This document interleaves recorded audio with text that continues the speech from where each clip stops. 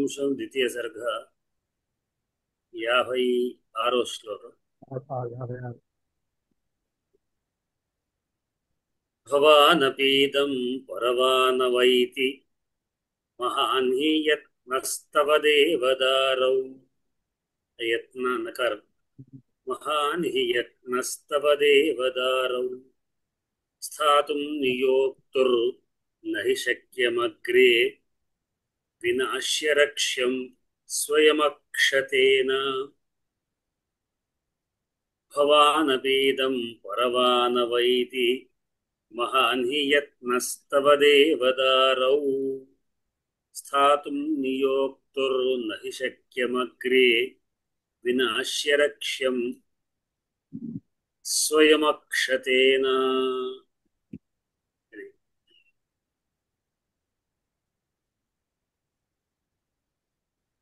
రాజయ్య గారు చదవండి. గురుభ్యో నమః.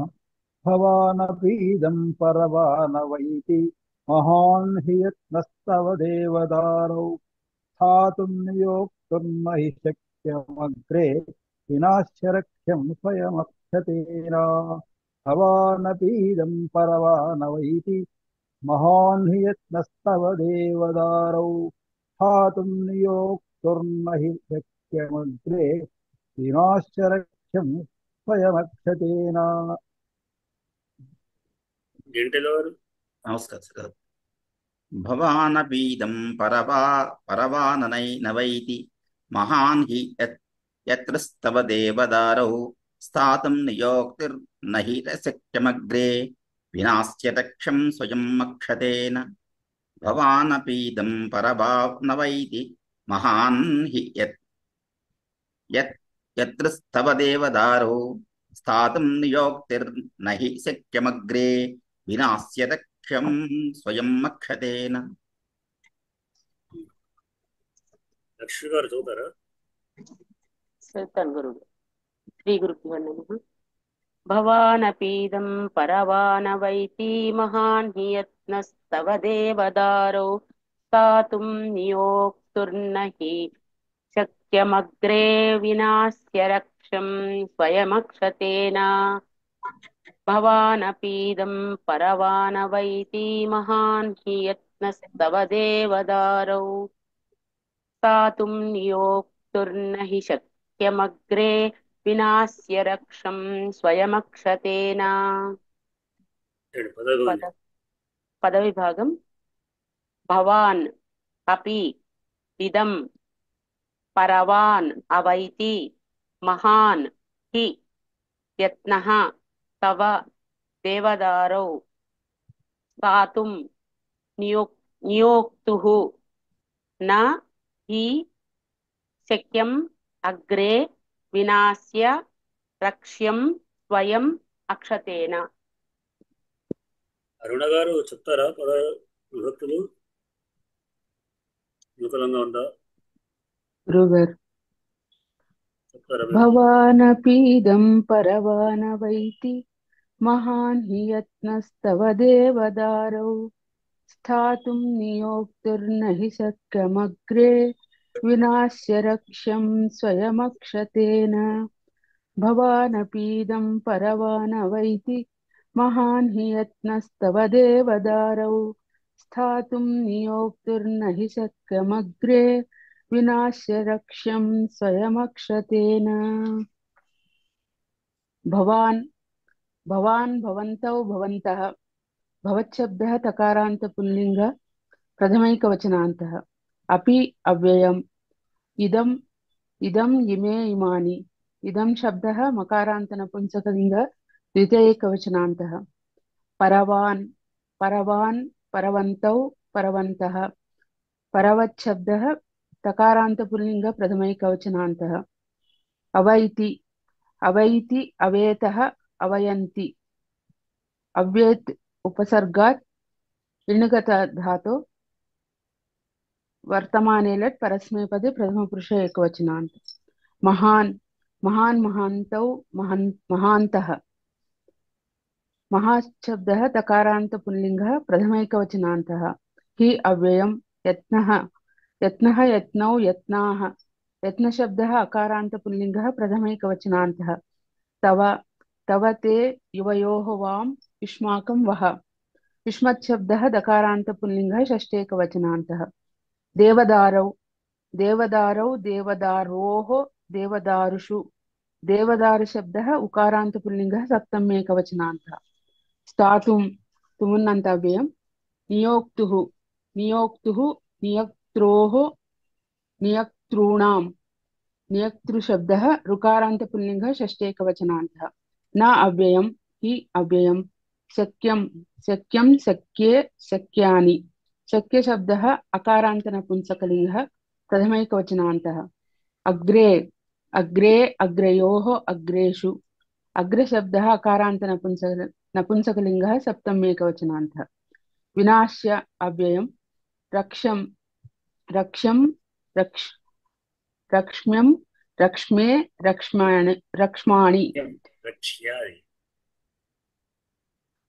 रक्ष रक्ष्ये रक्ष्यामि रक्ष्म्यं रक्ष्मे रक्ष्माणि रक्ष्यामि रक्ष्य रक्षाणि रक्षशब्दः अकारान्तनपुंसकलिङ्गः द्वितीयैकवचनान्तः स्वयम् अव्ययम् अक्षतेन अक्षतेन अक्षताभ्याम् अक्षतैः अक्षतशब्दः अकारान्त पुल्लिङ्गः तृतीयैकवचनान्तः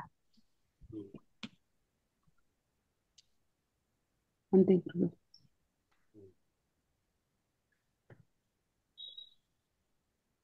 దీంట్లో మనకు క్రియాపదాలు అవైతి భారతి గారు వచ్చారు ప్రథమార్థం. అమెరికా నుండి మీకు పరిచయం చేస్తున్నాను. జయ భారతి గారు, భారతీయుడు వారి వ్యవహారనామం. ఆమె అమెరికాలో ఉంటారు. సంస్కృతం పరీక్షలిస్తున్నారు. వారు సంస్కృతం పరీక్షలిస్తున్నారు. వ్యాకరణాన్ని నా దగ్గర వారికి ఏవో అన్ని అనుమాన సంశయాలు ఉంటే వాటిని తీసుకోవడానికి కొరకు నన్ను అడిగారు. ఈ సందర్భంలో నిన్ననే చెప్పిన క్లాస్ గురించి చెప్తే నేను కూడా క్లాస్కి వస్తా అన్నారు. సంస్కృతం అంటూ ఉచితంగా పరీక్షలతోనే ఆమె కొంత సంస్కృతంలో అనుభవం ఉంది. సరే మా ఇప్పుడు మనకు రఘువంశం శ్లోకాలు చెప్పుకుంటున్నాం. దాని తర్వాత లఘు సిద్ధాంత కౌముది కూడా ఒకసారి మొత్తం పునశ్చరణ జరుగుతున్నది. ఇది కాగానే అది ఉంటుంది. సోమవారం గురువారం నేను హాఫ్ అన్ అవర్ ఉంటానండి. 11 కి క్లాస్ ఉంది. అమ్మా. సోమవారం గురువారం నాకు 11 కు ఒక క్లాస్ ఉంది కాబట్టి సోమవారం గురువారం మాత్రం నేను అర్ధ గంట ఉంటుంది. మీ ఇష్టం, మీరు ఎంత టైం ఉంటే ఆ అంత. తర్వాత నేను ఫాలో చూసుకుంటాను. అంటే మాకు ఇక్కడ సోమం మంగళ బుధ గురు 4 రోజులు ఉమ్, ఉంటాయి. శుక్ర శని ఆది ఉండవు. అలా మీరు కులం బట్టి రండి. నేను మీకు సోమవారం గురువారం మాత్రం అర్ధ గంట. మీకు అనుకూలంగా 11 వేరే క్లాస్ ఉంది. మీ 11 o'clock. అంటే ఇప్పుడు మీకు ఇప్పుడు ఎంత అయింది సమయం? 10:30 అవుతుంది. 10:50. 50 అవుతుంది. ఇప్పుడు 11 వరకు మీరు వెళ్ళిపోతారు. ఇంకో 10 నిమిషాలు వెళ్ళిపోతారు. ఇవాళ గురువారం మాత్రం 10 నుండి ఇంట్లో అంతా అందరినీ నమస్కారం కలవడం సంతోషం. ఇక్కడ ఉన్నవాడు అందరూ కూడా మంచి మంచి పండితులు, అవధానులు, శతకర్తలు చాలా సంతోషం పెద్దవాళ్ళందరినీ కలవటం, ఉన్నారు. విద్యార్థులు. శైలజ గారేమో ఈ కార్యక్రమం అంతా కూడా చూస్తుంటారు. అడ్వకేట్, నమస్తే అండి. చాలా చాలా నమస్కారం చక్కగా అండి, చాలా సంతోషం. ఈ కవయిత్రి చాలా రాశారు. వీళ్ళందరూ కూడా అందరూ దీంట్లో అందరూ అవధానులే. అటువంటి వాళ్ళందరూ కూడా చిత్రకారులు రాసినటువంటి చాలా సంతోషం. సంస్కృతం నేర్చుకోవాలనే ఇంట్రెస్ట్ తోని సరేనా? సరే, అవునండి. వాటి శ్లోకంలో మనం క్రియాపదాలు ముందు క్రియాపదాలు అంటే అవైతి. ప్రథమార్థంలో అవైతి మొదటి పదంలో అవైతి. అవైతి ఉమ్. రెండో దాంట్లో శక్యం అనేది తీసుకోవచ్చు. అంటే లేకుండా పూర్తి అవుతుంది. ఉదాహరణగా తీసుకోవచ్చు. అది శక్యం అస్థ్యం అన్నట్టుగా వరకే అనేటువంటిది ఇక మనకు అక్కడ సమాప్తం చేసే పదం. వాక్యం అనేటువంటిది. తర్వాత మళ్ళీ 3-4 పదాలు కలిపి ఒకే వాక్యం. దాంట్లో ఏముంది?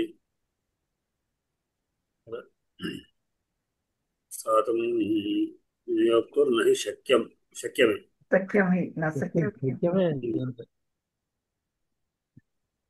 శక్యం అనేది పదం వాక్యం పూర్తి చేసేటువంటి పదం. స్పష్టంగా క్రియాపదం ఒకటి అవైతి మాత్రమే.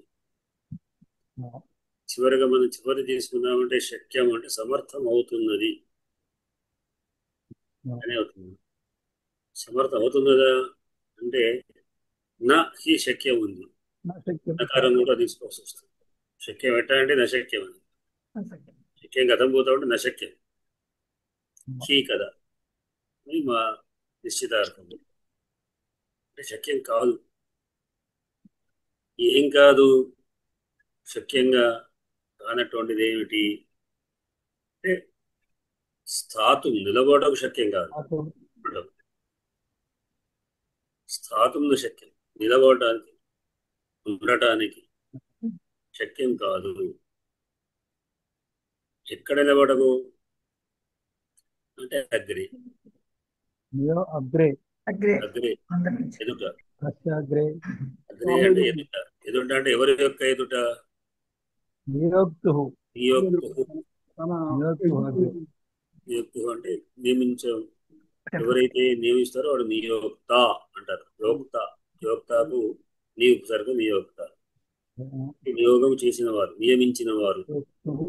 ఇది పురుష ప్రత్యయం మన ధాతు శబ్దంలాగా ఉంటుంది కదా. నియోక్తు అనేది ధాతువు లాగా. అంటే కనుక నియమించినటువంటి వ్యక్తి ఎవరో ఆయన యొక్క ముందట నియోక్తు అగ్రే స్థాతుం న శక్యం హి అని చెప్పుకున్నాం. ఎందుకొరకు?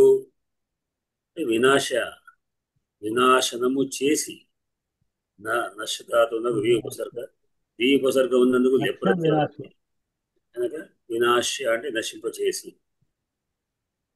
దేనిని రక్షింపజేసి, దేని నశింపజేసి? రక్ష్యం. రక్షితం యోగ్యం రక్షం. రక్షధాతం యత్ అనే ప్రత్యయం వస్తే రక్ష్య అవుతుంది. ఎదురు చెప్పుకున్న యత్ ప్రత్యయం అనేటువంటిది.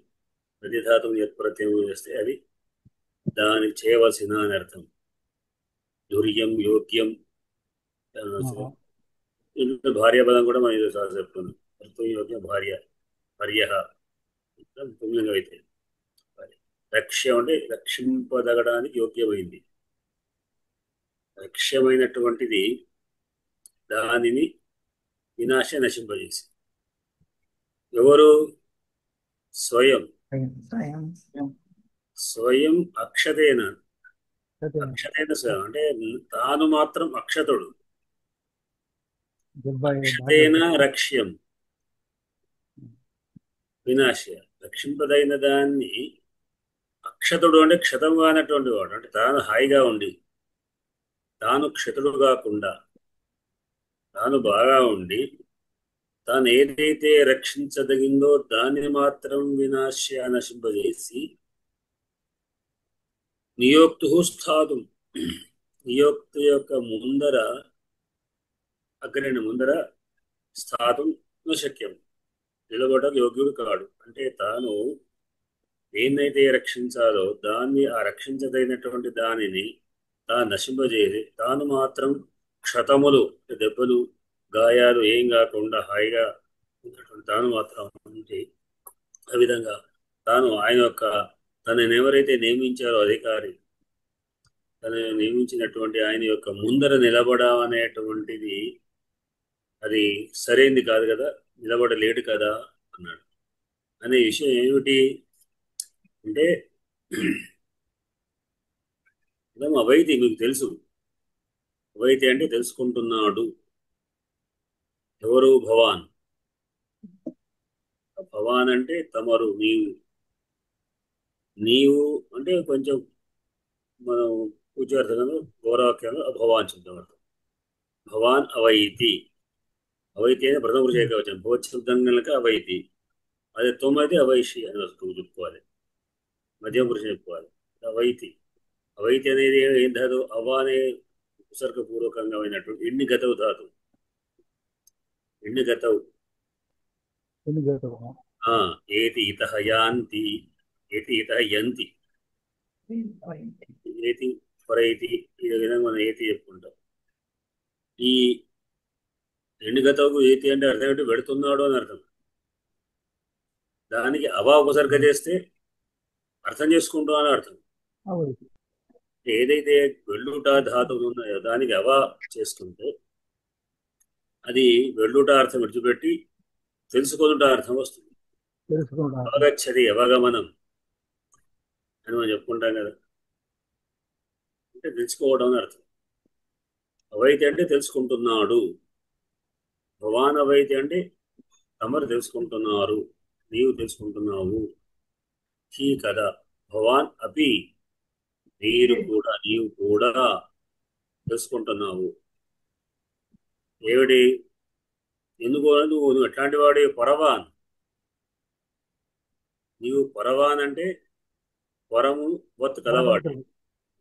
పరవత్ అంటే ఇతరుల ఎందుకు కలిగిన వాడు అంటే నువ్వు వేరే వ్యక్తివి అని అర్థం. అస్వతంత్రుడు. స్వతంత్రుడు కాదు, నీ మీద అధికారికులు ఉన్నారు. నువ్వు పరతంత్రుడవు. పరతంత్రుడవైన నీకు తెలుసు కదా ఏమిటి అంటే నీ యత్నము, యత్న అని మొదలు చెప్పి, యత్న అంటే ప్రయత్నము మహాన్ గొప్పది. ఏది? తవ, నీ యొక్క ప్రయత్నం గొప్పది. దేని విషయంలో? దేవదారు. దేవదారు ఎందు, దేవదారు విషయమునందు అంటే దేవదారును రక్షించుట అనే విషయమునందు నీ ప్రయత్నం చాలా గొప్పది. నేను గోవును ఎట్లా రక్షిస్తున్నానో నీవు కూడా దేవదారు రక్షిస్తున్నావు. ఎవరైనా వచ్చి దేవదారును గుడ్డంతోనూ దాంతో నరికివేస్తే ఇప్పుడు నీకు తెలుసు కదా, ఎందుకంటే నిన్ను పరమేశ్వరుడు నిన్ను రక్షించే నేను ఇక్కడ నేను దేనికొని నియమించాడు? నేను దేవదారు రక్షించమని నేను నియమించాడు. ఈ దేవదారు వృక్షాన్ని రక్షించే సమయంలో నీవేమాత్రం నిర్లక్ష్యం వహించినా, ఇంకెవరైనా వచ్చి దాన్ని ఖండించినా అప్పుడు నీవు పరమేశ్వరుడు నిలబడగలుగుతావా? నువ్వు పరతంత్రుడు, నీకు తెలుసు కదా. కనుక ఎందుకంటే అది యోగ్యమైనది కాదు. దేన్నైతే రక్షించాల్సి ఉందో దాన్ని రక్షించకుండా దాని విషయంలో కూడా నీవు నిర్లక్ష్యం వహిస్తే అప్పుడు ఎవరినైతే నియమించారు నీ మీద అధికారి, ఆయన ముందు నిలబడడం అనేటువంటిది మనం నిలబడగలుగుతామా? కనుక నేను వెళ్ళి వశిష్ఠ మహర్షి ముందు ఎట్లా నిలబడతాను? పోతే పోయి గోవు పోతే పోయి నేను ఇంకో గోనిత లక్ష గోనిస్తానని చెప్పగలిగే ధైర్యం అక్కడ ఉంటుందా? నా బాధ్యత ఏమిటి అంటే గోవును రక్షించడం. అది 1, 2, లక్షల 10 విషయం తర్వాత గుర్తుంది. అది ముఖ్యం. అంతేగాని దానివల్ల నేనేమి ఇస్తానని ఇంకోటి ఇస్తానని చెప్పడం సరి అయిన సమర్థవంతమైన విషయం కాదు. కనుక ఆ విషయం తెలుసు. దేని అయితే మనం నియమిస్తున్నామో దాని యొక్క బాధ్యత, దాన్ని చేసుకోవాల్సిన బాధ్యత ఉంటుంది అనేది నీకు తెలుసు కదా. నీవు కూడా ఒక పరతంత్రుడవే, నాలాగానే నీవు పరతంత్రుడు కనుక నీకు తెలుసు కదా అని అంటూ ఒక ఏమని చెప్పాడు? స్థాతం నియోక్తులు నహి శక్యమగ్రి అనేటువంటి దాన్ని సమర్థిస్తున్నాడు. అంటే ఒక నియంత ముందు ఒక సేవకుడు తాను ఈ విధంగా తాను దేన్ని చేయాలో దాన్ని చేయకుండా ఆ బాధ్యతను విడిచిపెట్టి తాను మాత్రం హాయిగా ఉండి ఆయన ముందు క్షమాపణ పడుకో దేనికో నిలబడితే సమర్థమైనది కాదు కదా అని లోక సహజమైన విషయంతో ఈయన ఇక్కడ సమర్థించడంతో ఇది అర్థాంతర న్యాసాలంగా ఇది ఈ శ్లోకంలోని దీంట్లో ముందుగా సంధులు చూసుకొని తర్వాత చెప్పండి. అజయ్ గారు చెప్పండి, ఏం సంధులు ఉన్నాయి? ఇక్కడ ఏమిటంటే ఏదైతే సంధులు చెప్పండి. సమర్పించిందో సంధులు ముందు చెప్పండి. సంధులు ముందు చెప్పండి. సంధులు తర్వాత ఇక్కడ సంధులు యత్నస్తవ విసర్గ సంధి, నియోక్తునా నియోక్తుర్నా అది విసర్గ సంధి. ఇక్కడ రాయండి ఇంకోటి భవాన్ అపీదం. శ్లోకంలో ఒక్కొక్క పాదం మొదటి పాదం వస్తే వరుసగా వస్తాయి. అదే 3 ఉన్నవి. భవానపి ఇదం భవానపీదం సవర్ణ అక్కడ సవర్ణ దీర్ఘ ఇక్కడ మహా యత్న తవ యత్నస్తవ విసర్గ సంధి నియోక్తు నా నియోక్తుర్న విసర్గ సంధి అంతే అవే మూడే. అవైతి ఉంది. అవైతి వృద్ధి సంధి. అవ ఏతి భవాన్ అవ అవ ఏతి అవైతి ఏతి అవ అవైతి అవ ఏతి అవైతి అవ అది అవ వృద్ధి సంధి. ఏతి అవైతి వృద్ధి సంధి మన అవుతుంది. ఉపసర్గ.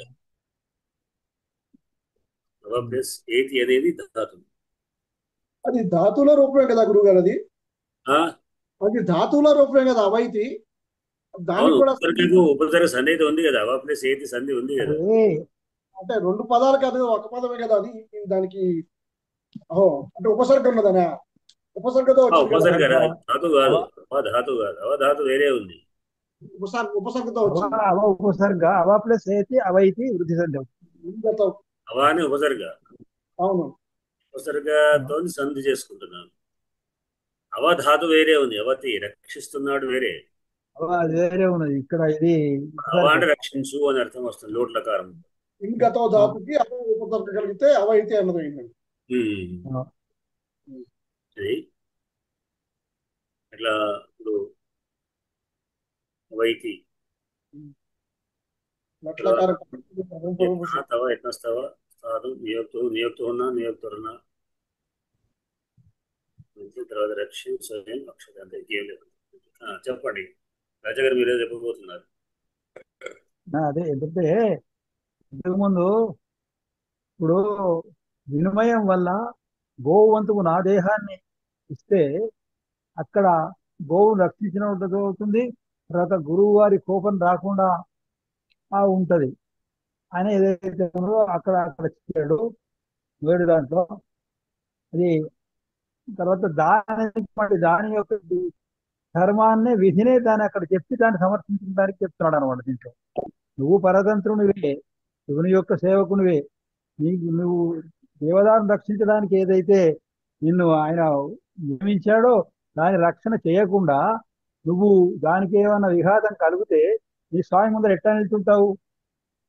నిల్చోలేవు. అట్లాగే నా పరిస్థితి కూడా అంతే.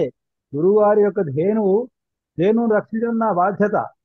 ఆ బాధ్యతను నాకేం దెబ్బ తాకకుండా ఏదైతే ఉన్నదో ఏమి కాకుండా దాన్ని రక్షించకపోతే గురువు ముందరను మాత్రం నేను ఎట్లా నిల్చుంటా?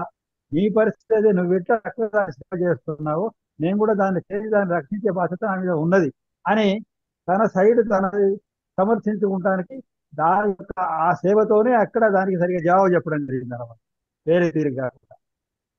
అది దీని ప్రత్యేకత. అంటే వేరే విషయాలు చెప్తే అతను కన్విన్స్ అవుతున్నాడు కదా, నమ్మబడుతున్నాడు. అంటే తనకే ఏదైతే రియాక్ట్ అయ్యేటట్టు చెప్పడం అన్నమాట. నువ్వు దేవదారికి ఏమైనా అవుతే పోయి స్వామి ముందు నిలబడతావా? నిలబడలేవు. నా పరిస్థితి అంతే, స్వామి ముందు నిలబడలేం కదా అని మళ్ళీ తన సభ ఆ విధంగా సమర్థించుకుని దాని జవాబు చెప్తున్నాడు అనమాట. అది దీంట్లో ప్రత్యేకత అనిపిస్తుంది నాకైతే. ఇక్కడ ఏమంటే ప్రతి వ్యక్తికి ఒక్కొక్క పరిధి ఉంటుంది. వాడేమో శివుడి యొక్క సేవకుడు, ఈయన ఏమంటాడు, నేను ఆ మహర్షి యొక్క శిష్యుని కాబట్టి మహర్షిని కాపాడాలి. వీళ్ళ పరిధుల్లో ఒక్కొక్కటి ధర్మం ఒక్కొక్కటి ఉంటుంది. ఒక డిస్ట్రిక్ట్ కలెక్టర్ వచ్చి బలానా లోన్ గురించి ఎందుకు ఇవ్వని బ్యాంక్ మేనేజర్ని డిమాండ్ చేశాడు అనుకోండి, అప్పుడు మేనేజర్ ఏమంటాడంటే, నీ డిపార్ట్మెంట్ తరపున నీకు ఆ అధికారం ఉన్నది, నీకు ఆ బాధ్యత ఉంది, కానీ నా జనరల్ మేనేజర్ తరపున నేను చేసేది రైట్ అంటాడు. అట్లాగే ఇక్కడ ఎవరు ఎక్కువైనా ఎవరు తక్కువైనా వాళ్ళ స్థానాలలో వాళ్ళ బాధ్యతలు వాళ్ళకు ఉంటాయనే లోక సహజమైన విషయాన్ని ఇక్కడ చాలా చక్కగా వివరించాడు. నీకు బాధ్యత ఎట్లా ఉన్నదో దాన్ని అంతే. బాధ్యత రాకున్నది. ఒక్కోసారి కలెక్టర్ చెప్తే మేము ఒప్పుకోం, ఇది కుదరదు సార్ అంతే. అది కలెక్టర్ అయినా గొప్ప కాదు మాకు. అంతే. అంటే తమ అధికారం కానటువంటి వేరే వాళ్ళు, అంటే వాళ్ళు గొప్పవాళ్ళు అధికారులే, వేరే మినిస్టర్ ఆర్డర్ ఇవ్వచ్చు కాదు, మళ్ళీ త్రూ మన డిపార్ట్మెంట్ నుంచి రావాలి ఆర్డర్. అంతే. ఒకసారి మా బ్యాంకుకి ఇన్స్పెక్టర్ వచ్చాడు. ఆ సమయంలో స్వీపర్ ఉన్నాడు అక్కడ. ఇన్స్పెక్టర్ వచ్చి నేను సిఓ ఇన్స్పెక్టర్ని వచ్చాను అని చెప్పి అంటే మీరు అక్కడ కూర్చోండి సార్ అన్నాడు. నేను సిఓ ఇన్స్పెక్టర్ని అయ్యా అన్నాడు. మాకు తెలియదు సార్, మేనేజర్ గారు అయితే మేనేజర్ గారు వచ్చేదాకా మిమ్మల్ని లోపలికి రాను, అక్కడ వెయిట్ చేయండి, ఇంకా టైం కాలేదు అన్నాడు. అంతే. వచ్చి ఇన్స్పెక్టర్ వెళ్ళిపోతూ అప్రిషియేట్ చేశాడు వాడిని. ఇట్లా ఉండాలి, ఇలా ఉంటే బ్యాంకు భద్రత ఉంటుంది అని.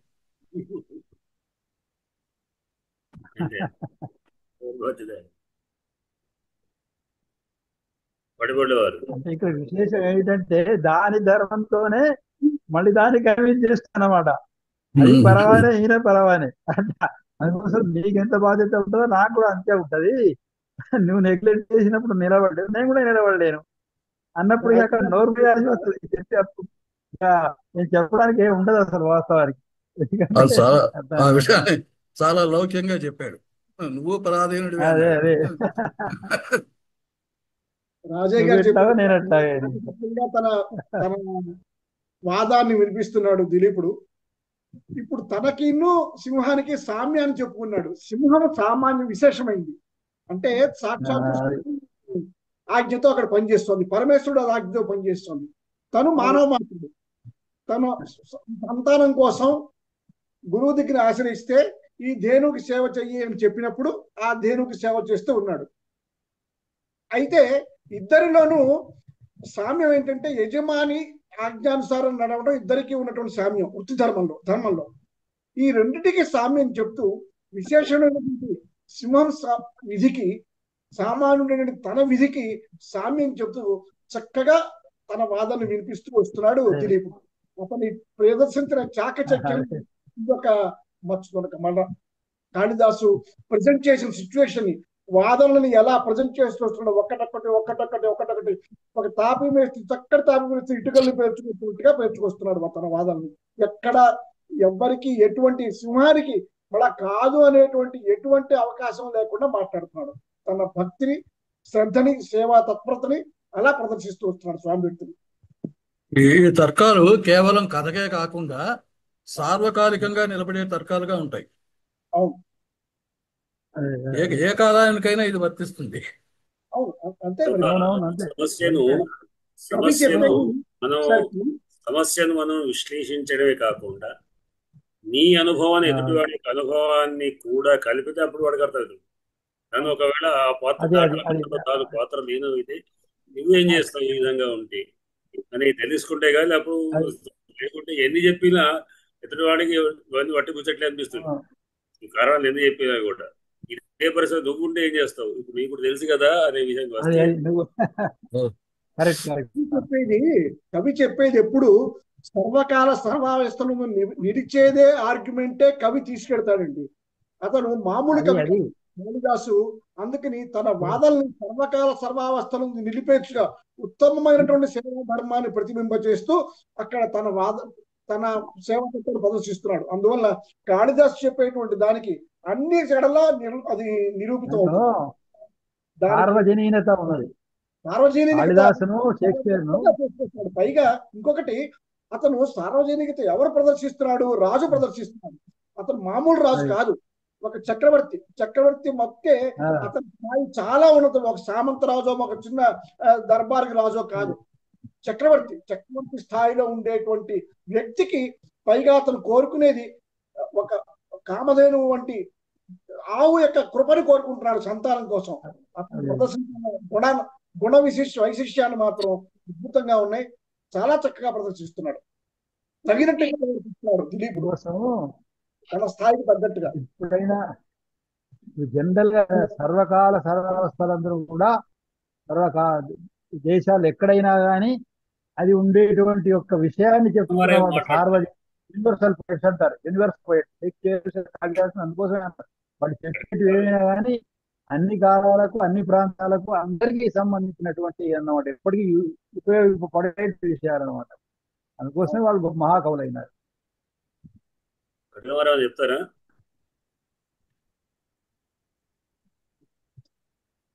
నమస్కారాలయ్యా. ఇందులో పెద్దలందరూ చాలా చక్కగా ఉన్న విషయాన్ని చెప్పారు. ప్రత్యేకించి చెప్పవలసినటువంటిది ఏం కనబడటం లేదు. మరి ఏ విధంగా కంక్లూజన్ కంక్లూజన్ గా అంటే నాకు ఒకటి కనబడింది ఏంటంటే, భవాన్ అపి ఇదం పరవాన్ అవైతి. ఇది వాక్యం ఇందులో ఉన్నటువంటిది. నీకు తెలుసు నువ్వు పరాధీనుడవు, అస్వతంత్రుడవు. తనెక్కడ అస్వతంత్రుడు అని చెప్పకున్నా గాని ఆ వాక్యం తనకు కూడా వర్తించేటట్లు అభిశబ్దంతో పరవాన్ వచ్చేస్తున్నారు. అభిశబ్దంతో ఇది కూడా అంటే లేదు కూడా అర్థం అది వస్తారు. భవాన్ అపి అనడంలో అర్థం ఉంది. భవాన్ అపి ఇదం పరవాన్ అవైతి, నీకు తెలుసు అంటే ఇక్కడ ఈ పరవాన్ అనేటటువంటి పదం వాడడంలో ఉద్దేశం ఏమిటంటే, నువ్వు నేను ఒకటి నాయన, నేను అస్వతంత్రుడినే ఈ విషయంలో అని చివరికి స్వయం అక్షతేన. ఎప్పుడు నేను అవుతాను? స్వయం అక్షతేన. ఆ అక్షతేన అనేటటువంటి క్షతేనకు ఆ తగిలించి వాడడం అనేటటువంటిది గొప్ప పదప్రయోగం అనిపించింది నాకు ఇందులో. అసలు నాకు మొదలు అర్థం కాలేదు, తర్వాత లోపలి వీడి చూసిందాక. మనకి ఎంతసేపు అక్షత అనే దాన్ని ఒకటే పదంగా తీసుకుంటాం కానీ, క్షతము అంటే నశింపచేయడం, దెబ్బ కొట్టడం. అది కానిది అక్షతం. ఆ రకంగా నేను దెబ్బ తగలకుండా ఆ ఆవును, ఏ ఆవును? రక్ష్యం అంటే రక్షింపవలసినటువంటి దానిని వినాశింప చేస్తే ఆయన ముందర ఎలా నిలబడతాను? శక్యం అగ్రే, ఆయన ఎదురుగా ఎలా నిలబడగలుగుతాను? ఎందుకంటే నేను నీలాగనే పరవాన్. ఇది అక్కడ ఒక్క వాక్యం చెప్పి చెప్పకుండా మరొక పోలిక చెప్పడం అనేటటువంటిది కాళిదాసు యొక్క గొప్పతనం. ఎంత సామ్యం అంటే అంత అద్భుతమైనటువంటి సామ్యం చెప్పబడింది ఇక్కడ. చాలా చక్కటి పదాలు వాడబడ్డాయి. పైగా ఆయన్ను ఎక్కడ తక్కువ చేయకుండా మహాన్ హి యత్న. నువ్వు చాలా గొప్ప ప్రయత్నం చేస్తున్నావు, నువ్వేమి దాని మీద గీత పడనీయట్లే, దేవదారు వృక్షం మీద అంత కాపాడుతున్నావు. మరి నేను కూడా కాపాడాలి కదా. అలాగే అంటే అన్నిటికీ ఆయన చేసే పనులకు చెప్పుకుంటూ నేను కూడా అలా చేయాలి కదా, నేను అలా నిలబడలేని ఆయన ముందు. స్థాతుం శక్యం అగ్రే నా శక్యం అగ్రే అనడం ద్వారా ఇది చాలా చక్కగా సామ్యాన్ని చెప్పాడు. చాలా అద్భుతంగా ఉంది. అందరు కూడా చాలా అద్భుతంగా చెప్పారు. అందరికీ ధన్యవాదాలు. గురువు గారికి ధన్యవాదాలు. సరేనండి, ఇవాళ మనం ఇప్పుడు టైం దాటుతారు. ఒకటి ఇందులో ఒక్క సందేహం అయ్యా, ఈ నియోక్తుం అనే చోట రుకారాంత అయ్యా, నియోక్తు అనే దాన్ని రుకారాంత పుల్లింగంగా చెప్పారు. రుకారాంతం ధాతృ శబ్దం. అదే రుకారాంత పుల్లింగ షష్ఠి ఏకవచనాంత అని చెప్పారు. అది కొద్దిగా వివరిస్తే నాకు కొద్దిగా అర్థం కాలేదు అక్కడ, అందుకోసం. ధాతృ శబ్దము పితృ శబ్దము రెండు రుకారాంత శబ్దాలు. అంటే ఇప్పుడు నియుక్తుడు అనాలా దీన్ని పదం? నియుక్తృ శబ్దం. నియుక్తుడు నియుక్తృ ధాత అనేదేందో ధాతృ శబ్దం ధాత అని వాడతాం. ధాత అంటే బ్రహ్మ, దాని శబ్దం ధాతృ శబ్దం. ఇది నియోక్తృ శబ్దం. నియోక్త అని మామూలుగా ప్రధానత వాడతాం. షష్ఠీ వ్యక్తి నియోక్తు అయింది. అయితే ఇది నీ ఉపసర్గత యుజు ధాతువు. యుజు ధాతువు తృచ్చు ప్రత్యయం అనేది ఉంది. తృచ్చు ప్రత్యయం చేసేవాడు అనే అర్థంలో ఆ ధాతు పైన వస్తుంది. ఏదైతే కృయి ధాతువు నాకు తృచ్చు ప్రత్యయం కర్త అయింది. కర్తృ శబ్దం. పఠితృ పఠిత శ్రోత. విభక్తులు చెప్పేటప్పుడు మామూలుగా గతంలో పాఠాల్లో చెప్పినవి యథావిధిగా వచ్చినప్పుడు సందేహం ఉండట్లేదు. ఇలాంటి కొత్త వచ్చినప్పుడు కొద్దిగా తెలుసుకోవాల్సిన సందేహం తెలుసుకోవాల్సింది. నాకు ఒక చిన్న సందేహం. నియోక్తు ఈ సప్తమి ఏకవచనములు ఏమైతుంది సార్? నియోక్తరియా? ఆతరిలాగా నియోక్తరి.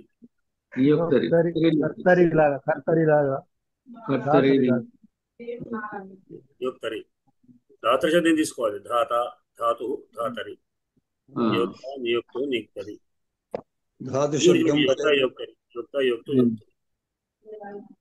స్త్రీలింగం యోక్త్రి అవుతుంది. ధాత్రి కర్త్రి ఈకారాంతంగా మారుతుంది. నియోక్తృ ప్లస్ నిజంతం అది నియోక్త్రి అవుతుంది. నియోక్త్రి కర్త్రి అని కూడా ధాత్రి దాత్రి ధాత్రి దాత్రి ధాతృ శబ్దం ధాతృ రెండు కూడా రుకారాంత శబ్దాలే. రెండు ఒకేలాగా ఉంటాయి. ఒకటి అల్పప్రాణం ఒకటి మహాప్రాణం.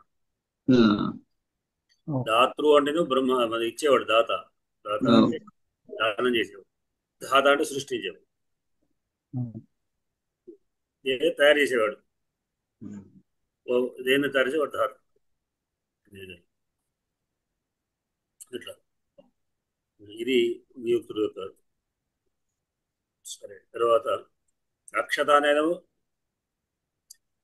అది తప్రత్యయం. అక్షతేన అకారాంత అక్షతేన క్షతము కానటువంటి క్షతము గావించబడని వాణి చేత గావించబడుట అని అర్థం. వినాశ్య లేప్రత్యయం నశ్యధాతు ఉన్నది. దీవుదలు వినాశ్య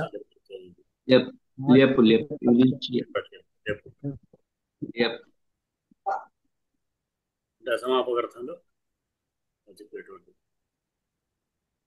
సరే, మనం కౌముదిలోకి వెళితే కౌముదిలో మనం ఏం చెప్పుకున్నాం? చెప్పుకున్నాం గురుగారు. పరరూప సంధి చెప్పుకున్నామండి. పరరూప సంధి చెప్పుకున్నాం. పరరూపం చెప్పుకున్నాము.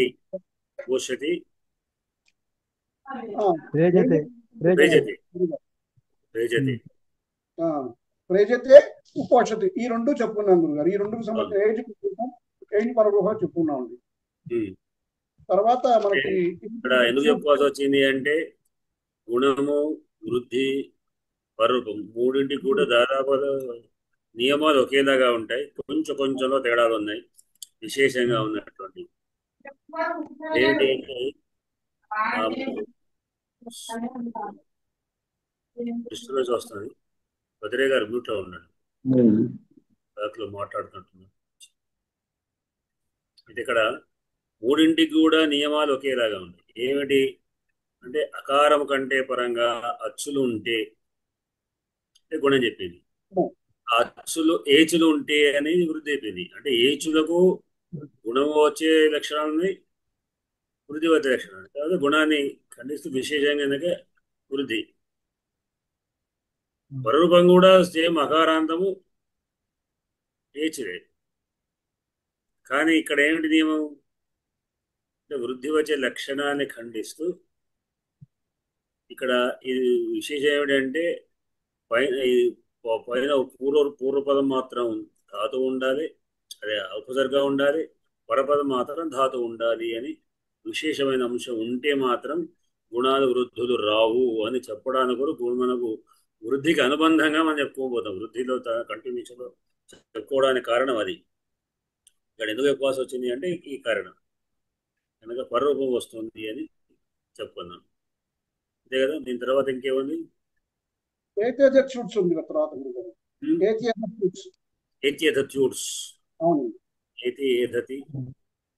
పరే సూత్రం పరరూపం ఏకాదశి. ఇది కూడా పరరూపమే. పరరూపంలోంచి వృద్ధికి సార్ గురువు గారు. వృద్ధి దాకా వచ్చి మళ్ళీ వృద్ధి రేఖాదశి వృద్ధి రేఖాదశి గుణం అంటాము. వృత్తి చెప్పండి. వృత్తి చెప్పండి.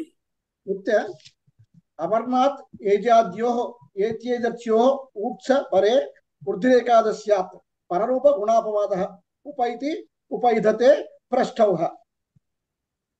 అవర్ణాత్ ఉపసర్గ కాదు కదా. అవును, అవర్ణాత్ ఏజాద్యం ఉంది. ఇక్కడ ఉపసర్గ అక్కర్లేదు గురుగారు. అవర్ణాత్ ఏజాద్యో ధాతు రెండవది కనుక మనకు ధాతు అక్కర్లేదు. ధాతు అక్కర్లేదు. ధాతు అని చెప్పలేదు. ఎందుకంటే ధాతు అని చెప్తే మళ్ళీ ఏమవుతుందో మన తర్వాత ప్రశ్న ఉంది. ఏజాద్యో కిమ్ అని చెప్పని ఏజాద్యో కిమ్ ఒక ప్రశ్న ఉంది. దానికి సమాధానంలో ధాతు అని చెప్పుకుంటాం. ప్రత్యేకత మళ్ళీ. అవును, అంటే గుణాన్ని ఖండించి వృద్ధి వస్తాయి, వృద్ధిని ఖండించి పరరూపాన్ని ఖండించి మళ్ళీ వృద్ధి వస్తాయి. వృద్ధికి వచ్చామండి. అది అవరణాద్ అంటే ఇక్కడ మన అవరణం అనే దానికి ఉపసర్గం లేదు, చెప్పలేదు ప్రత్యేకంగా. లేదు, ఉపసర్గ అయినా కాకపోయినా ఇక్కడ అవర్ణం అయితే చాలు.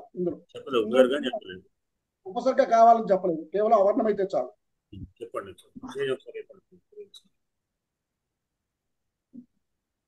సరేనండి, మనం ఇప్పుడు మన గత 3 రోజుల నుంచి మనం ఈ గుణసంధి చెప్పుకున్నాం. గుణసంధి తర్వాత పూర్వరూప వృద్ధి సంధి చెప్పుకున్నాం. వృద్ధి సంధి తర్వాత పరరూపం.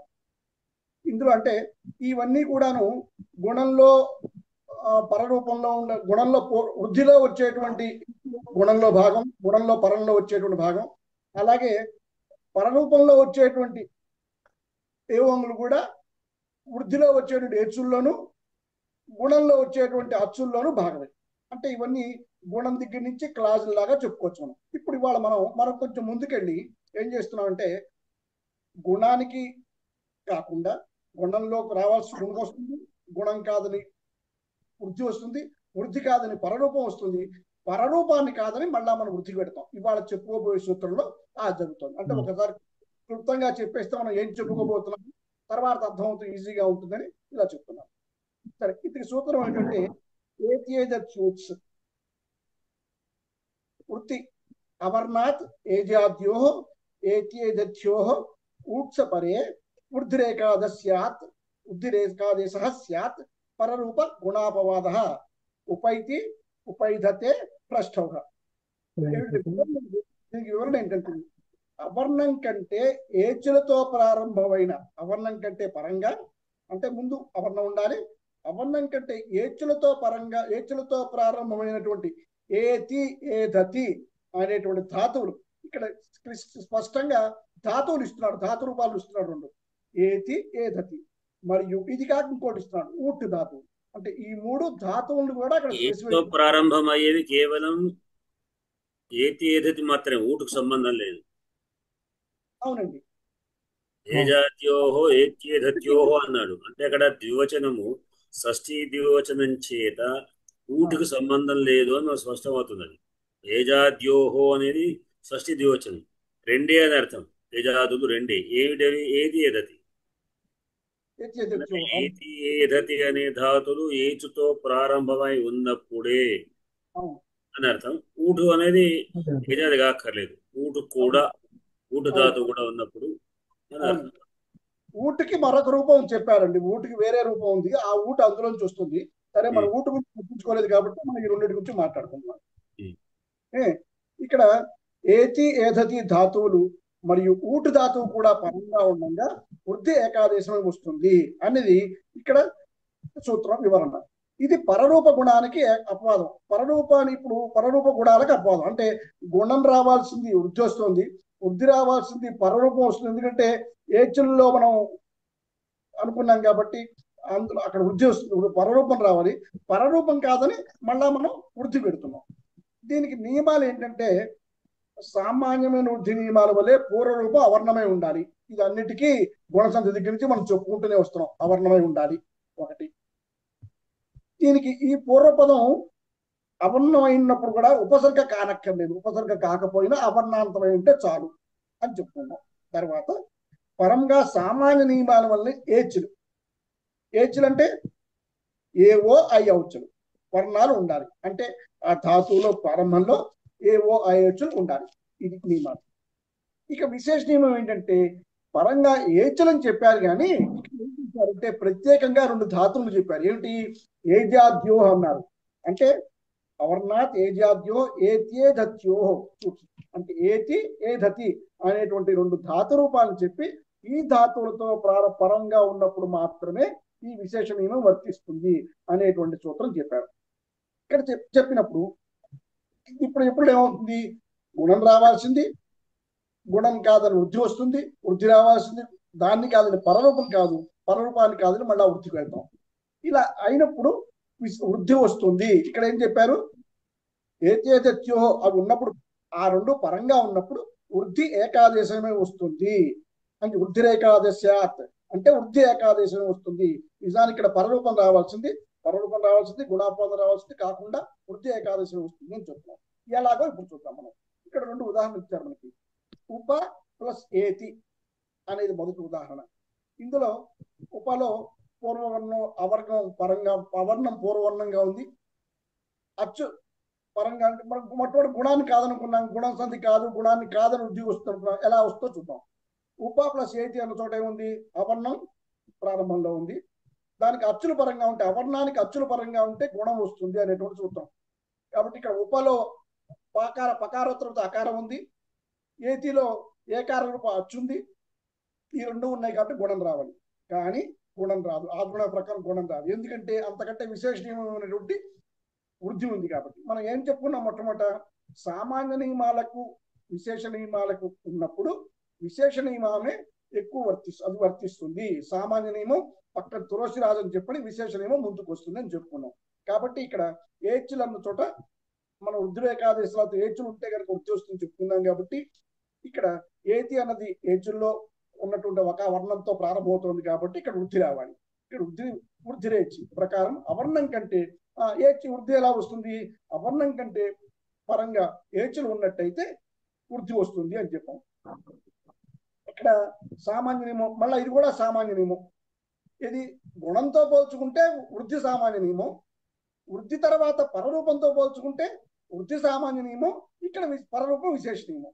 కాబట్టి ఇప్పుడు ఏమైంది? ఇప్పుడు ఈ ఏచులు కన్నా కూడా ప్రత్యేకంగా ఏం చెప్పాం? అవర్ణాంతమైన ఉపసర్గ పూర్వం అందులో ఉపసర్గం ముందుండి ఏ వాంగుల పరంగా ఉంటే పరరూపం వస్తుంది, వృద్ధి కాదని పరరూపం వస్తుంది అని మనం అందులో పరరూప సంధిలో చెప్పుకున్నాము.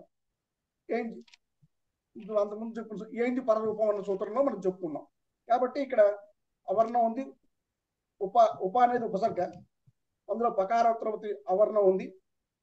తర్వాత ఏధతి అనేటువంటి ఏచుతో ప్రారంభమైనటువంటి ఏధతి అన్న ధాతువు ఉంది పరంగా ఉన్నప్పుడు. కాబట్టి ఇక్కడ పరరూపం రావాలి అని ఇక్కడ అనుకోవాలి.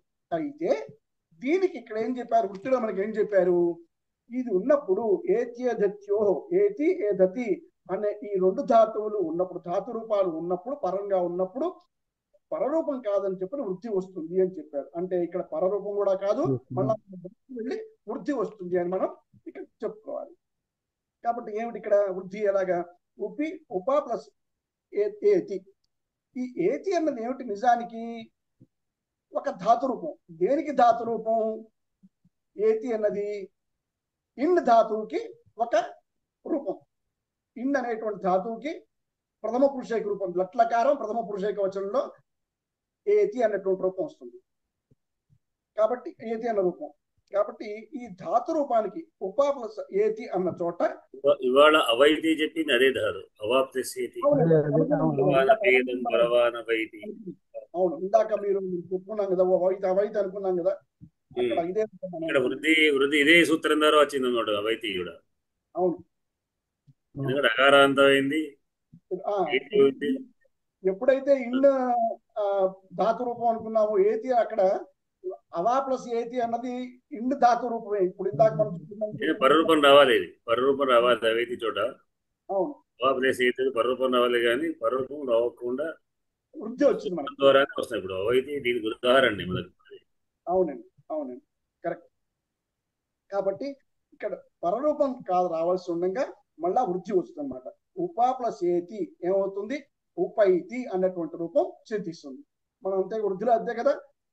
అకారానికి అకార పూర్వరూపంలో ఉన్న అవర్ణం పూర్వరూపంలో ఉన్నప్పుడు ఏచులు పరంలో ఉంటే వృద్ధి. వృద్ధి అంటే ఏమనుకోం? ఆదైచ్ ఆకారం, ఐచులు ఐకారం, ఔకారం, ఈ మూడు వృద్ధి. అందులో ఉప ప్లస్ ఏతి ఉపైతి ఐకారం వచ్చి ఉపైతి అనేటువంటి రూపం సిద్ధిస్తుంది. అంటే వృద్ధి వచ్చింది అనమాట. గుణం అనుకున్నాం, గుణంకి కాదని వృద్ధి అనుకున్నాం, వృద్ధి కాదని పరరూపం అనుకున్నాం, పరరూపం కాదని మళ్ళా మనం వృద్ధికి వెళ్ళి ఉపైతి అనేటువంటి రూపం ఇక్కడ సిద్ధింపజేసుకున్నాం. ఇది ఒక ఉప ప్లస్ ఏతి రెండు ధాతువులు చెప్పుకున్నాం. ఏతి అన్నట్టు ఒకటి, అందులో ఏధతి అనేటువంటి రూపం కూడా ఉంది, ధాతువు కూడా ఉంది, ధాతు రూపం కూడా ఉంది. దానికి కూడా మనం చెప్పుకోవాలి. ఇందులో దానికి ఏమి ఇచ్చాడు సూత్రం? ఇక్కడ దానికి ఏమి ఇచ్చారు? ఇక్కడ ఉదాహరణ ఉప ప్లస్ ఏధతే, ఏతి ఏధతే. ఈ ఏధతే కూడా ఏమిటంటే ఒక ధాతువుకి ఇది ధత్ అనేటువంటి ధాతువుకి రూపం అది. అంతవరకు వెళ్లకుండా మనం ఏధతే వరకు ఆలోచించుకున్నాం. ఉప ప్లస్ ఏధతే ఇందాక మనం చెప్పుకున్నట్టుగా పూర్వం అవర్ణం ఉంది, అచ్చు ఉంది, ఏదైతే ఏకారంతో ప్రారంభమైన అచ్చు ఉంది కాబట్టి అవర్ణానికి అచ్చు పరంగా ఉంటే గుణం రావాలి. కానీ మనం విశేషణము తర్వాత ఏదైతే అనేటువంటిది ఏచులలో ఒక వర్ణం కాబట్టి అవర్ణానికి ఏచుల పరంగా అంటే వృద్ధి వస్తుందని చదువుకున్నాం కాబట్టి వృద్ధి రావాలి. అంటే గుణం కాదని విశేష నియమం వృద్ధి, సాధారణ నియమం గుణం. ఇప్పుడు విశేష నియమం బలం కాబట్టి గుణం కాదని వృద్ధి రావాలి. అయితే ఇక్కడ ఈ ఉన్నప్పుడు అవర్ణానికి ఉపసర్గపూర్వంగా ఉండి పరంలో ఏకారంలో ఉన్నప్పుడు ఏదైతే అనేటువంటి రూపం ఉన్నట్టయితే ఇక్కడ పరరూపం రావాలి అని అంతమును ఏం ఏకాదశి ఏం పరరూపం అనేటువంటి రూపంలో అన్న సూత్రంలో మనం చదువుకున్నాము కాబట్టి అక్కడ పరరూపం రావాలి. కానీ ఇక్కడ ఏం చెప్పారంటే ఈ సూత్రంలో ఇప్పుడు మనం చెప్పుకున్నట్టు సూత్రంలో ఏం చెప్పారంటే ప్రత్యేకంగా ఏదతి అనేటువంటి ఒక ధాతు రూపం కనుక ఉన్నట్టయితే అవర్ణానికి పరంగా ఏదతి అనేటువంటి ధాతు రూపం ఉన్నట్టయితే గుణం పరరూపం కూడా కాకుండా మళ్ళీ వెనక్కి వెళ్ళి వృద్ధే వస్తుంది అన్నటువంటిది ఈ వృద్ధి ఏకాదేశంగా వస్తుంది అనేటువంటిది మనం వివరణలో చదువుకున్నాం, వృత్తిలో చదువుకున్నాం. కాబట్టి ఇప్పుడు ఉప ప్లస్ ఏధతే అంటే ఉపైధతే అన్న రూపం ఇక్కడ సిద్ధించి ఉపైధతి అని వృద్ధి సంధి వచ్చి మనకి ఇక్కడ ఈ రూపం ఈ విధంగా సిద్ధిస్తుంది. అంటే మనం గుణం కాదని వృద్ధి, వృద్ధి కాదని పరరూపం, పరరూపం కాదని మళ్ళా వృద్ధి. ఇది ఈ సూత్రంలో మనం చెప్పుకోవాల్సింది. అయితే ఇక్కడ ఒక చిన్న ప్రశ్న అంటే ఊట అనేటువంటి కూడా ఉందండి. ఇక్కడ ప్రస్థాప ఊహ, ఇక్కడ ఈ ఊట అనేటువంటిది ఏమిటంటే అది కూడా ఒక ధాతువుకి ఏజాద్యోక్యం కూడా ఒకసారి వెళ్ళిన తర్వాత ఊటి వెళ్ళండి. ఇది అయిపోయి చెప్పేసి చెప్తాను, ఏజాద్యోక్యం చెప్తాను, అది చివరికి చెప్తాను. ఇది అయిపోయింది వేరే విషయం కనుక అలాగే ఏజాద్యో అనేది దీనికి లింక్ అయి ఉంది కనుక అవునండి. సరే ఏజాద్యోక్యం ఏజాది ఎందుకు చెప్పబడ్డది? దీనికి అనుబంధంగా ఏంటంటే ఒక ప్రశ్న వేసుకోవాలి మనం. ఏజాద్యో అనేటువంటి పదం ఎందుకు చెప్పారు, దాని పర్పస్ ఏంటి? సూత్రంలో ఏం చెప్పినా సరే ప్రతి దానికి పర్పస్ లేనిదే అక్కడ ఒక్క అక్షరము కామ ఫుల్ స్టాప్ కూడా సూత్రంలో ఉండదు, చాలా క్లుప్తంగా ఉంటుంది. ప్రతి దానికి అర్థం పరమార్థం ఉంటుంది. కాబట్టి ఇక్కడ ఏజాద్యో అనేటువంటి ప్రత్యేకమైన పదం ఎందుకు వాడారు అన్నది ఒక ప్రశ్న వేసుకోవాలి. ఒక ప్రశ్న వేసుకున్నప్పుడు దానికి జవాబు ఏమిటంటే ఇక్కడ రెండు ధాతువులు చెప్పుకున్నాం మనం. ఏమిటవి? ఏతి ఏధతి. ఈ ఏతి ఏధతి అంటే ఏజాద్యో ఏదులతో ప్రారంభమవుతున్నట్టు ఈ ధాతువులు అని అర్థం. ఇక్కడ ఎందుకు ఈ రెండు పదాలు చెప్పారు అంటే ఏధతి ఏతి అంటే దేనికి అది ఎలా వచ్చింది? ఆ ఏతి అనేది ఇండ్ ధాతువు యొక్క రూపం, అది ఇండ్ ధాతువు యొక్క లట్లకార రూపం. అన్నప్పుడు రెండు ఎట్లా ఏజాదులే అవి. అవునండి, ఏజాదులు చెప్పినప్పుడు అంటే సిద్ధంగా ఏదైతే అనేది ఏజాధాతువులు ఉన్నప్పుడు కూడా మళ్ళీ ఏజాద్యోహం అని ఎందుకు చెప్పారు? సంవత్సరం లేదు కదా, ఏది అంటే సరిపోతుంది కదా. వృత్తిలో మళ్ళీ ప్రత్యేకంగా ఈ పదం ఎందుకు వాడాల్సి వచ్చింది అంటే అది ఈ వివరణకు వాసి వస్తుంది. ఎందుకంటే ఇవి ఏమిటి? ఇవి ఏ ధాతు యొక్క రూపాలు? ఇప్పుడు ఏజాద్యం అని చెప్పుకుందండి. ఉపా ప్లస్ ఇతహ అన్నటువంటి రూపానికి ఇండ్ ధాతువుకి రూపాలు ఇవి. ఇండ్ ధాతు రూపం అని ఇతహ అన్న దానికి ఏజాది కాకపోయినా ఇండ్ అని ధాతువు డైరెక్ట్ గా చెప్పేస్తే ఇప్పుడు ఏజాద్యం అని చెప్పకుండా ఇండ్ అనేటువంటి ధాతు రూపం కదా, ఆ ధాతు పేరే డైరెక్ట్ గా చెప్పి ధాతు రూపమే పూర్తిగా మొదలు చెప్పేస్తే ఉపా ప్లస్ ఇతహ అని తీసుకుని ఉపయిత అనేటువంటి అనిష్ట రూపం వృద్ధి వస్తుంది అక్కడ. ఇది కూడని పని. అందుకని ప్రత్యేకంగా ఇతహ అనేటువంటి ధాతు రూపమైనటువంటి ఏతి అన్నటువంటి పదాన్ని ప్రత్యేకంగా చెప్పి ఏతి ఇతహ అనేటువంటి ధాతువుల్లో ఒక రూపమైనటువంటి ఏతి అన్న పదం అక్కడ ఉన్నప్పుడు మాత్రమే ఈ వృద్ధి పరరూపాన్ని కాదు వృద్ధి వస్తుంది అని చెప్పారు. అందువల్ల అది ఒక కారణం. అలాగే రెండోది ఏమిటి? ఏధతి. మనం రెండు ధాతువులు చెప్పుకున్నాం, ఏతి ఏధతి. ఏజాద్యం, ఈ రెండింటిని ఏజాద్యం అని పిలుచుకున్నాం మనం చెప్పినప్పుడు. అందులో సూత్రంలో వృత్తిలో చెప్పుకున్నాం. ఈ ఏజాద్యం అనే పదం అంటే ఈ ఏతి ఏధతి అనే పదాలని రెండింటిని గుర్తిస్తూ ఎందుకు చెప్పారు అంటే ఈ ఏధతి అనేటువంటి కూడా ఏమిటి? ప్రా ప్లస్ ఇదిధత్ అనేటువంటి ఒక ధాతువుకి రూపం. అది ఇదిధత్ అనేటువంటి ఒక ధాతువుకి ఏధతి అనేటువంటిది ఒక రూపం. కాబట్టి ఈ ఏదతి అని చెప్పకుండా ఇదిదత్ అనేటువంటి డైరెక్ట్ గా ఆ రూపం పేరే చెప్పి ఆ ధాతువు పేరే చెప్పినట్టయితే కనుక ప్లస్ ఇదితత్ ప్రైదితత్ అనేటువంటి అనిష్ట రూపం వస్తుంది. అందువల్ల దాన్ని అవాయిడ్ చేయడం కోసం, దాన్ని కాదనడం కోసం అని చెప్పని ప్రత్యేకంగా ఏజాద్యోహో అంటే ఏతి ఏదతి అనేటువంటి ఆ రెండు రూపాలని సూచిస్తూ ఏజాద్యోహో అనేటువంటి విశేషణాన్ని చేర్పి మనకి ఇక్కడ సూత్రాన్ని రూపొందింపజేశారు. అందువల్ల ఈ ఏజాద్యోహో అనేటువంటి పదాన్ని అర్థం చేసుకుని ఈ ధాతువుల తాలూకు ఆ రెండు రూపాలు అక్కడ ఉన్నప్పుడు మాత్రమే ఈ పరరూపాన్ని కాదని మళ్ళా వృద్ధి వస్తుంది అని మనం అర్థం చేసుకోవాలి. నిజంగా సూత్రంగా రానటువంటిది ఏంటి? ఉప ప్లస్ ఇత ఉపేత అంతే కదా. అదే ఇండ్ అనేటువంటిది అదే ఉపాయిత అనేది ఇత ఏతి ఇత యాంతి అని నేను చెప్పున యంతి ఏతి ఇత యంతి అన్నప్పుడు ఏతి అని ఏకవచనం, ఇత ద్వివచనం, యంతి పోదు. ఈ ఇత కూడా ఏతి ధాతుకు సంబంధించింది ద్వివచనం. అదే ఏజాద్యో వాడ చెప్పినట్లయితే ఇక్కడ ఇత కూడా వచ్చే అవకాశం ఉంటుంది.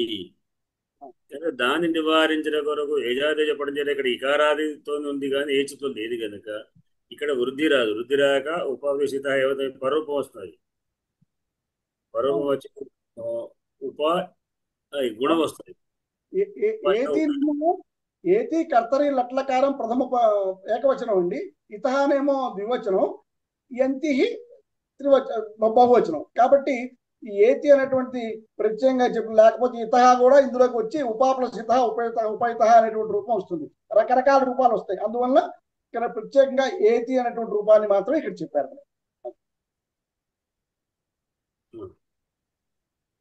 ఇది కాక ప్రశ్న అన్న ఒక రూపం కూడా ఉంది గురుగారు. ఊట అనేది వచ్చినప్పుడు ఆదేశంగా వచ్చేది. ఇది మనం చెప్పలేదు కానీ ఇది ప్రశ్న ప్లస్ ఊహ అన్నది మనకి ఇందులో ఏం చెప్పారు సిద్ధాంతంలో మనకి ఏమనుకున్నామంటే ఇది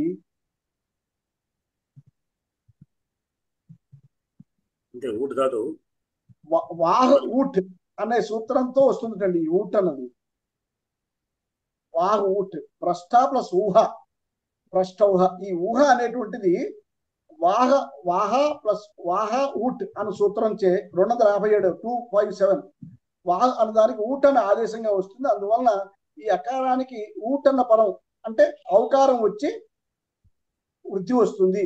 ప్రష్ట ప్లస్ ఊహ ప్రష్టౌహ అన్నది చెప్పారు. ఊహ అనేది ఏమిటంటే వాహ ఊట్ అన్న దానికి రూపం. అది దానికి ఆదేశంగా వచ్చి ప్రష్ట ప్లస్ ఊహ ప్రష్టౌహ అన్నటువంటి రూపం సిద్ధిస్తుందని ఇందులో మనం తీసుకున్న సిద్ధాంత కౌముది మన పుస్తకంలో ఉన్నది గురుగారు.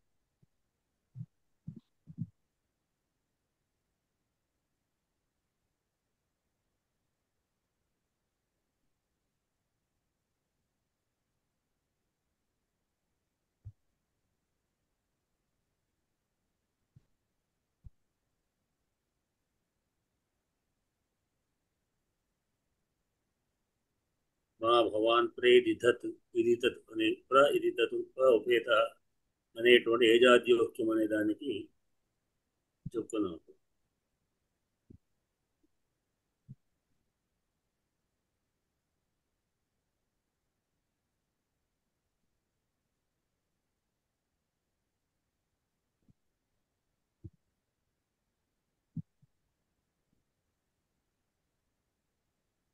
ఏజాదిలు కానిచో వృద్ధి రాదు గుణమే వస్తుంది అని చెప్తూ ప్రష్ట ప్లస్ ఊహ చెప్తూ ప్రష్టోహ ఇక్కడ గుణం వచ్చింది, ఇది విశేషమైన వృద్ధిగా చెప్పుకుంటున్నాము అని చెప్పారు మీరు. ఏజాద్యోగి ప్రశ్నకు సంబంధం లేదు. ఏజాది కాకపోతే వృద్ధి రాదు గుణమే వస్తుందని చెప్పి ఉపా ప్లస్ ఏతి ఉపైతి ఉపా ప్లస్ ఏదైతే ఉపేదతే చెప్పిన తర్వాత ఇది ఎక్కడికి అయిపోయింది విషయం. ప్రష్టోహ చెప్పారు. ఈ విషయం అయిపోయిన తర్వాత సూత్రంలో ఒక విషయము రెండు ఉన్నాయి. ఎందుకంటే ఏతి ఏదైతే ఒక విషయము, ఊటు ఒక పదం. ఏతి ఏదతులకు ఊటు కూడా అవర్ణాంతము అయినటువంటి దానికంటే పరంగా ఉంటే వృద్ధి వస్తుంది అని. వృద్ధి అనే సామాన్య రెండింటికి ఏమున్నా కానీ ఇక్కడ రెండు విషయాలు ఏమిటి? ఏతి ఏదైతే ఒకటి అండ్ ఊటు వేరు.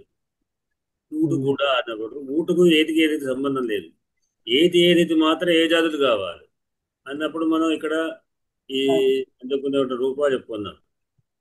ఏ రూపాలు అవి ఇప్పుడు చెప్పినట్టు రూపా ఇండు ధాతువుకి అయితే ఊటు వేరే మన ఊటు కూడా వస్తుంది అన్నప్పుడు ఊటు ఉకార అంటాం. దానికి ఇప్పుడు ఏ జాతి సంబంధం ఏం లేదు. కానీ ఇక్కడ గుణాన్ని ఖండించి దీని వృద్ధి వస్తుంది.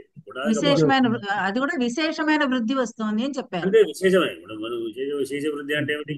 ఈ తర్వాత వచ్చే విశేషం. ఎందుకంటే ఉకారంతో వృద్ధి రాదు కదా. మామూలుగా ప్రశ్నార్థ ఊహ అన్నప్పుడు జనరల్ గా మనకి ప్రశ్న గుణం రావాలి అంటాం. ఉకారం ఉందిగా గుణం రావాలి అనుకుంటాం. కనుక గుణం కాదు కనుక ఇది వస్తుంటే విశేషం. గుణాన్ని ఖండించే విశేషమైనటువంటి ఉకారానికి వృద్ధి రావడం అనేది ఒక విశేషమైన అంశంగా విశేష వృద్ధి అని మనం దానికి మనమే తగిలించుకుందాం. విశేష వృద్ధి అని సూత్రాలు ఎక్కడ కూడా మనకు విశేష వృద్ధులు పదాలు లేవు. మనం దానికి ఇవన్నీ విశేష వృద్ధులు అని మనం చెప్పుకోబోతున్నాం. అట్లా అంటే విశేషమైన నియమాలు కదా వృద్ధులు.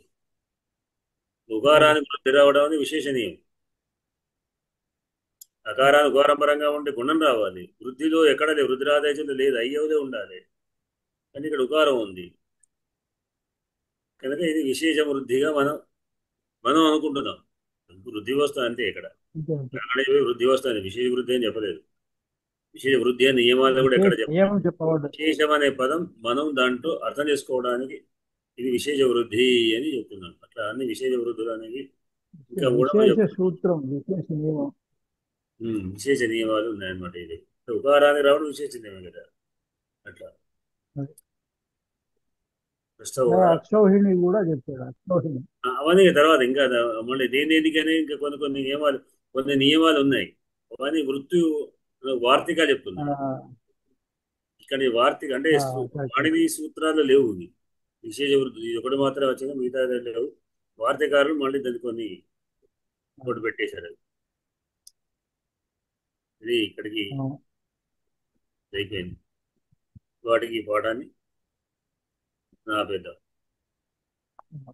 కూడా తర్వాత వచ్చేవాళ్ళు సుమారు 4 వార్తికాలు చెప్పుకుంటాం మనం తర్వాత. గుణానికి వేరే మళ్ళీ రకరకాల నియమాలు, ఒక్కొక్క వార్తకు ఒక్కొక్క నియమం చెప్పింది.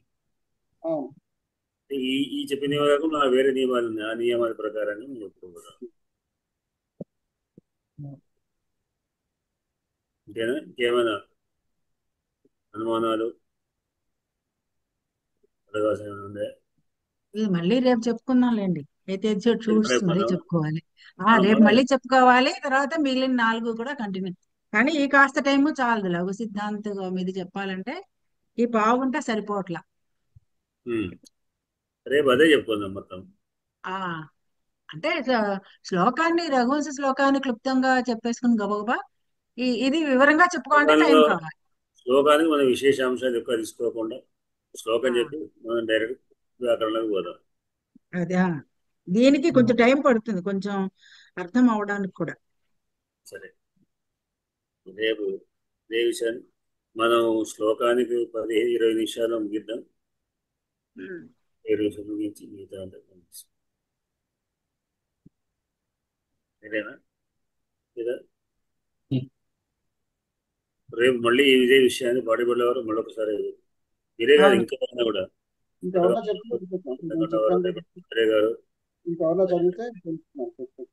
శ్రీదేవి గారు రేపు చెప్తారు.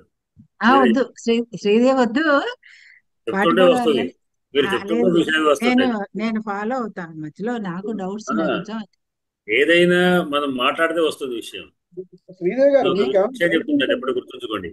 మనకు తెలుసో లేదో మనకే తెలియదు. మీకు ఈ విషయం అవగాహన ఉందో నిజం మీకు తెలియదు. కాదు, తెలుస్తుంది, వెళితే తెలుస్తుంది. రేపు నేను ఇంటికి వచ్చాక టైం ఉంటే రేపు మళ్ళీ ఒకసారి ప్రిపేర్ అవ్వాలి. అది మీకు ఏమైనా సందేహం ఉంటే మరొకసారి అడగండి శ్రీదేవి గారు. నేను కూడా క్లారిఫై చేస్తాను. చదువుతుంటే ఏమవుతుందంటే నాకు పునాదిలా ఏర్పడుతుంది కదా నేను చెప్తేనే కనుక. మీరు ఆల్రెడీ బాగానే ఉందండి. మీ పునాది 100 అడుగుల లోతులో ఉంది పునాది. మాకే మేమే వీక్ గా ఉన్నాం. లేదు, మరి తెలియదు అనుకుంటాం. మొదలు పెడితే వస్తుంది. అవునండి, నేనేం మొహమాట పడిన తెలియదు అడగడానికి. మొహమాటం కాదు, మోదు పెడితే అంటున్నాను. మనం మొదలు పెడితే ఆటోమేటిక్ దాని గురించినటువంటి క్లారిఫికేషన్స్ అన్ని మన మైండ్ సెటప్ చేసి పెడుతుంది, మనకు అందిస్తుంది వివరణలన్నీ కూడా. అట్లా కొన్నిసార్లు మనకు తెలుసు అనుకుంటాం, అక్కడ ఏదో మళ్ళీ అక్కడ ఆపుతుంది, ఇగో ఇది మనకు తెలియదు. మనకు తెలుసో లేదో మనం చెప్తుండే కానీ మనకు ఉంటుంది. మనం తెలుసుకునే విషయాలు ఒక్కోసారి తెలియకుండా పోతాయి. మనకు తెలియదనుకున్న విషయాలు ఆటోమేటిక్ మనకు అది మైండ్ క్లారిఫై చేసి మనకు అంటే ఆటోమేటిక్ వస్తుంది. నిజానికి ఇది ఇంకా విశేషంగా వివరంగా రాసుకోవాలి నేను, అందుకని చెప్పడానికి ఆలోచిస్తున్నా. చూస్తా రేపు. ఆ ఉరంపరమే నిజానికి నేను మళ్ళా రెండోసారి చదువుకున్నప్పుడే అర్థమైంది గురుగారు నాకు. ఆ అంతేనండి, ఉకారం ఎలా సంబంధం ఏంటో మొదట అర్థం కాల నాకు. అయితే నేను శబ్దంలోకి వెళ్ళి శబ్ద రూపాల్లోకి వెళ్ళి రుకారానికి శబ్ద రూపం చూస్తే పంచమీ రూపం ఉహు అని కనపడింది నాకు. అప్పుడు అర్థమైంది నాకు పూర్తిగా.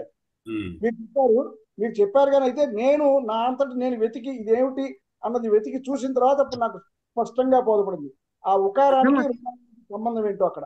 అర్థమవుతుంది మీరు చెప్పే విధానంలోనే. మీరు వెతికి బాగా స్టడీ చేస్తున్నారండి. సందేహం వచ్చి కూడా చూస్తున్నానండి, అవకాశం ఎదుర్కొన్నా ఉంది కూడా చూస్తున్నాను. అంటే అష్టాధ్యాయులోనే ఉంది, శబ్ద రూపాలు ఉన్నాయి కదా మనకి, అందులో చూస్తే కనపడింది. రుకారం కొడితే వెంటనే ఇచ్చింది పంచమీ రూపం ఊహు అని ఇచ్చింది. అంటే దాంట్లోకి మనకు సూత్రాల యొక్క వ్యాఖ్యానాలకు వెళితే దొరుకుతుంది కొన్ని విషయాలన్నీ కూడా. అవును, మనకు కావాల్సినటువంటివి ఇప్పుడు అష్టాధ్యాయ మన కనకవారి దగ్గర ఉన్న వేద బృహత్ గ్రంథాలు, దాంట్లో మన సూత్రంగా పెడితే దానికి డీటెయిల్స్ అన్ని కూడా దాంట్లో బాగా మొత్తం అంతా డీటెయిల్స్ ఉన్నాయి. యాప్ నాగరేపు యాప్లో astradayi.com ఉంది, అది దాంట్లో పెడితే సూత్రంగా పెడితే కింద చాలా డీటెయిల్స్ ఉన్నాయి. అవును, బోర్డు ఉన్నాయి గురుగారు. పాఠాలు పెడితే దాంట్లో చాలా విషయాలు కూడా మనకు దాంట్లో దొరుకుతుంటాయి. ఎన్నున్నాయండి నిజంగా మహాభాష్యాలు కానీ ఒకటి అలా కాదు గురుగారు. ధాతుపాఠం, సూత్రపాఠం, గణపాఠం, ఉడాది పాఠం, లింగానుశాసనం, పాణిని శిక్ష అని మహాభాష్యం ఇంకా దాంట్లో లేదు. మహాభాష్యం అంటే ఒకదానికి 3-4 పేజీలు ఉంటాయి వ్యాఖ్యానం, చర్చలు ఉంటాయి, పూర్వపక్షాలు, ఖండించడాలు, కథలు, మన మైండ్ అదా కుదరదు. మహాభాష్యం ఉంది అంటే నేను అందులో లోపలికి వెళ్ళలేదు. మహాభాష్యం ఉన్నదండి గురుగారు ఇందులో. మహాభాష్యం ఉన్నదని అది దాంట్లో సరిపోదు, దాంట్లో ఇచ్చి మహాభాష్యం చాలా గొప్ప ఉంటుంది. అయితే ఇదంతా మొత్తం మీరు అన్నట్టుగా దేవనాగరిలో ఉంది. దేవనాగరి దేవనాగరిలో ఉంటే మీరు ప్రయత్నం చేస్తే దేవనాగరిలో చదవటం వచ్చు కానీ అర్థం చేసుకోవడమే కష్టం అండి. చదవటం వచ్చు కానీ దేవనాగరి అర్థం చేసుకోవడం. సరే అండి, సరే గురుగారు, నమస్కారం. శుభరాత్రి, నమస్కారం.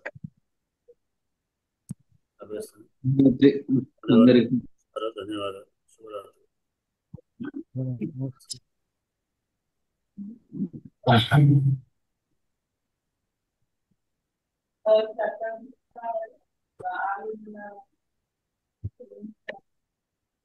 చేస్తున్నాను.